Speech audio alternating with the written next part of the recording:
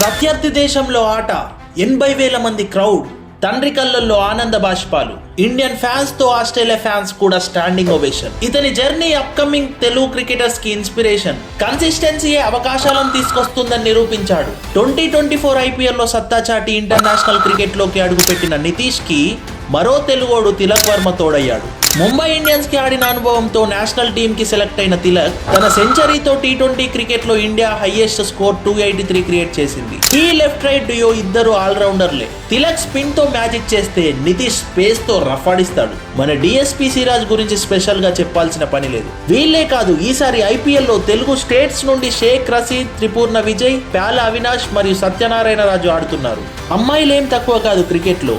జనవరి 18 నుండి స్టార్ట్ అయిన under-19 women's world cup లో గొంగడి త్రిషాక్ మరియు షబ్నమ్ మన తెలుగు స్టేట్స్ నుండి రిప్రజెంట్ చేస్తున్నారు. మీకు తెలిసిన young and dynamic upcoming cricketers ఎవరో కామెంట్ సెక్షన్ లో మెన్షన్ చేయండి.